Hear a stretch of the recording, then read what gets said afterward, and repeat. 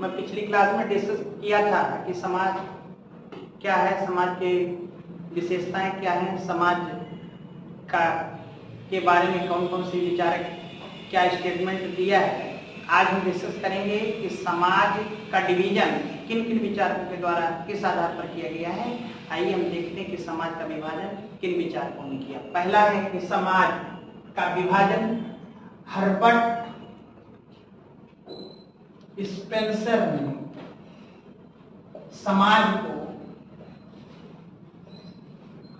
को दो भागों में बांटा है, दो भागों में बांटा है।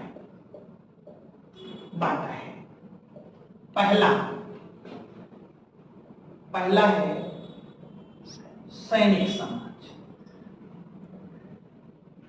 समाज और दूसरा में बांटा है औद्योगिक समाज। लगातार एक प्रश्न पीजीटी में हमेशा पूछा जाता है कि सैनिक समाज तथा औद्योगिक समाज का विभाजन किस विचारक के द्वारा किया गया है।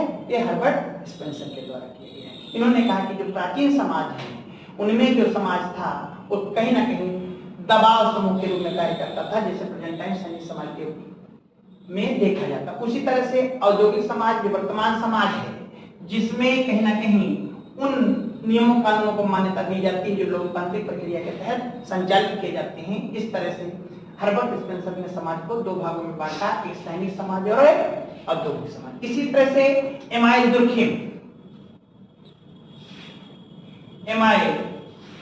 दुर्खिम ने समाज को दो भागों में बांटा था। पहला था आपका यांत्रिक समाज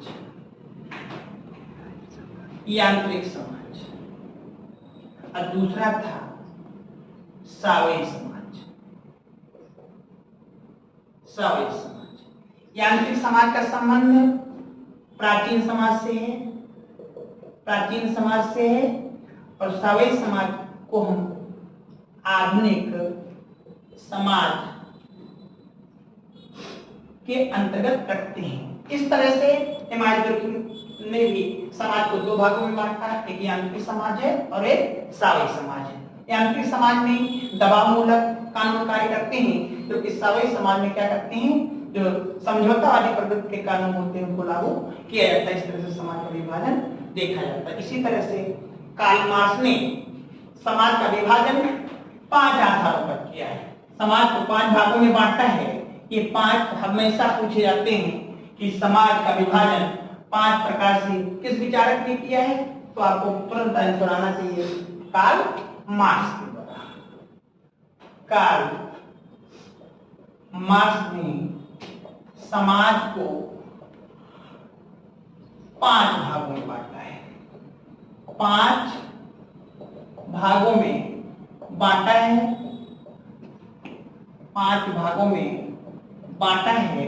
पहला आपका है आदिम समाज।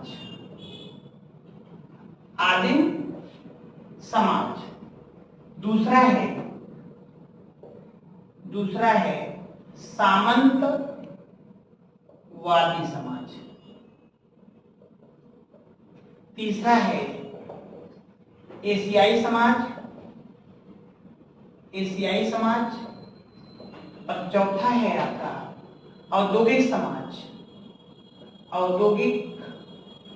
समाज और 5वां आपका है साम्यवादी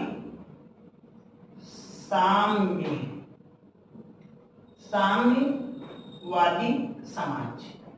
इस आधार पर हम समाज का विश्लेषण इस आधार पर करते हैं कि जैसे जैसे प्रौद्योगिकी का विकास, उत्पादन की पद्धतियों में परिवर्तन हुआ, समाज का रूपांतरण एक अवस्था से व्यवस्था में देखा गया। इसी तरह से आपके रेडफील्ड ने अपनी पुस्तक लिटिल कम्युनिटी में समाज को 2 भागों में बांटा, एक लघु समाज एक लघु समाज और एक बृहद समाज। लघु समाज वे होते हैं जिनका आकार छोटा होता है और बृहद समाज वे होते हैं जिनका आकार बड़ा होता है। इस तरह से हम देखते हैं कि समाज की व्याख्या, समाज का डिवीजन विभिन्न विचारकों के द्वारा अपने अपने आधार पर किया गया है। इसका आधार या तो संख्या का आधार हो सकता है, या तो उनकी उत्पादन पद्धति हो सकती है, या उनकी पद्धतियों के आधार पर समाज का विभाजन किया गया है। यदि मेरा चैनल अच्छा लगे तो आपको लाइक करिए, सब्सक्राइब करिए और शेयर करिए। धन्यवाद।